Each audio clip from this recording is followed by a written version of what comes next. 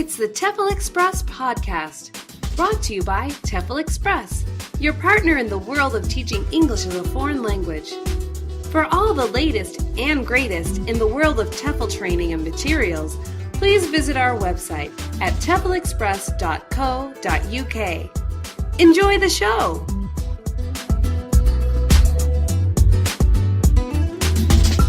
Hi, this is the TEFLCast, and today we have a couple of guests with us. These are two people who've never been on the show, so we're very excited to speak to them today, and we're going to get a lot of information about Vietnam, and I'm very interested in hearing about it. First, is it okay if I get both of you to introduce yourselves? Yeah, sure. I'll start out if that's okay, Liz. Please. Okay. So my name is Nathan Bayerlein, and I'm the academic manager for Schools Link, which is a subsidiary of Language Link.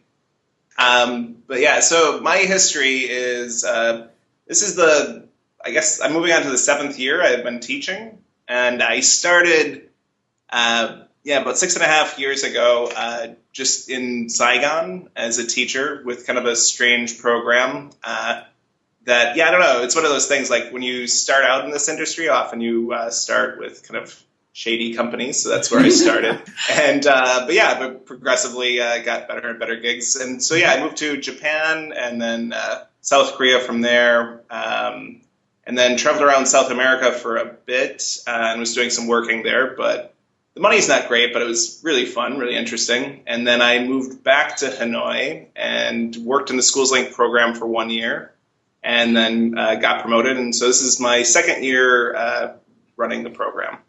My name is Elizabeth Fontana. I'm a teacher with Schools Link. This is my boss, Nate.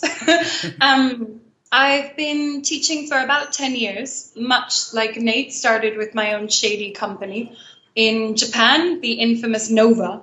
Oh, yeah. Yeah. And then went from Nova to the Czech Republic, teaching adults, and then from the Czech Republic to the Middle East, teaching ESP and EAP.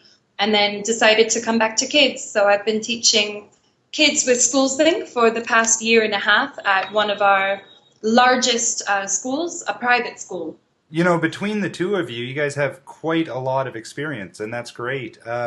It's interesting just to hear all the different places you've both been in the TEFL field. A lot of people, I don't know the reason why for this, but a lot of people, they just want to try it out and maybe only do a year, a couple of years, but generally in one place, So it's great when you see people who've been in it for a few years and they do try a lot of different places. But that's perfect. Like between the two of you, there's, you guys have covered a lot of ground and a lot of experience. It's really, really interesting. Well, I think the field is kind of changing a little bit because, a lot of the people I was talking to when I first started, it was kind of like this thing they were going to do for like 6 months or a year. But a lot of the teachers that we hire now, even like first year teachers, they're kind of thinking of it as more an option that they're going to do for 3 or 4 years, or even like a kind of a career path sort of thing. I agree. A lot of the people that I've met who have been TEFL teachers for a long time, and especially in the Middle East, you meet people who have got 20 years experience in TEFL. And everybody seems to have fallen into it. Nobody grew up saying, I want to be a TEFL teacher. But I think the reason why people stay in it is a really dynamic industry. There are a lot of different places that you can go, but there are also a lot of different areas that you can get into with teaching English. And when you look back at the job opportunities like that I would have in America, TEFL seems like a much more attractive field. Money-wise and challenging-wise, interest-wise. Definitely, and you're so right. What you said about it's not an industry that many people think I'm going to like. They don't plan to get into, because I know I certainly didn't. It's really funny actually. The way I got into it, more or less, was boredom. as bad as that sounds, like I was in Canada, and I've certified in a lot of different things. But the way the workforce was there, at least at the time, it was hard to get into those fields. Like, maybe not so much get into them, but get into them in the areas I lived. And in order to really get into them, you had to be willing to move way up north in Canada and, be willing to give away 3 years of your life just to get that experience. And then you'd be able to take a pick at jobs other places. And anyway, I just saw, teaching abroad as an opportunity to do something else, see another place, and I never would have thought that I'd still be in the field, this many years later. I guess I've been in it for just about 10 years. So yeah, I never would have thought that. It's such an interesting field, I guess. Like just the whole way it works, and I definitely love it. I really do. So it's so nice to get to talk to and meet other people who share the same interests and just kind of fall into the career, Yeah, I mean, I think I was planning on like 6 months as well. It just sounded like something interesting. I'd done a lot of like traveling before, but never the teaching. And I knew a friend who was going to South Korea, and so it sounded like a good option. But I was working at a steakhouse in Chicago at the time, which was considerably better money than I've ever made in this. But it's it's not that fun. But yeah, I think that's how it started. And I'm a writer. It sounded like a good opportunity to like go places and I don't know, expand my world a bit. Yeah. That's one thing on past episodes we've talked about on the TEFLCast is if you're into whatever you're into for a hobby or a side profession or just enjoyment, whether that be like writing, art, music, photography, travel. The TEFL field is a great field to allow you to do those things. Like I like to write as well.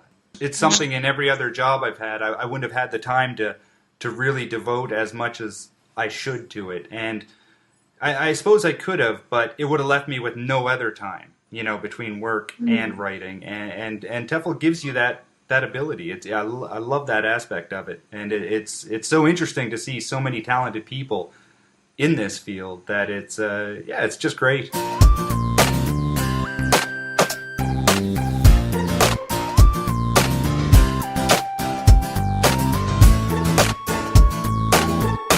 Yeah, one thing we've been trying to do more lately is, because, like you said, like a lot of people have different talents, like hidden talents, like musicians and things like that. So, yeah, we've been as a program trying to like utilize people for that to give like workshops. Like we've got one teacher, Neris, who is like she's a really talented musician, but also she was a music teacher for a number of years, like 6 years or something like that. But so did concerts at Albert Hall. Yeah. So trying to get her to kind of, and she's got great tips for how to teach music in class and things like that. More than ideal. You have a talent like that within your own company.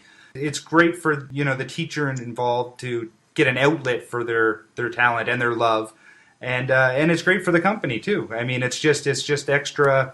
I don't want to say selling points, but I mean in a sense it is. It's just extra things you can offer that another school might not, and that's so good. Like if you're able to do like workshops or maybe not even workshops, but just incorporate it into the classroom in general. Like it just adds so much more to the whole experience. Definitely, we've got at the school that I work at, we have 8 teachers. It's one of the larger teams, I think, for Schools Link. But of the people that I work with, I've got an extremely talented dancer on my team, an extremely talented musician, another extremely talented visual artist, another person who does a lot of sort of 3-dimensional art and just does a lot of creating. And to have that going back into the staff room after a class, to have that feedback and those kind of people around you, it's just very good for making a more dynamic lesson that appeals to more students. It just adds to everything, top to bottom, in my opinion.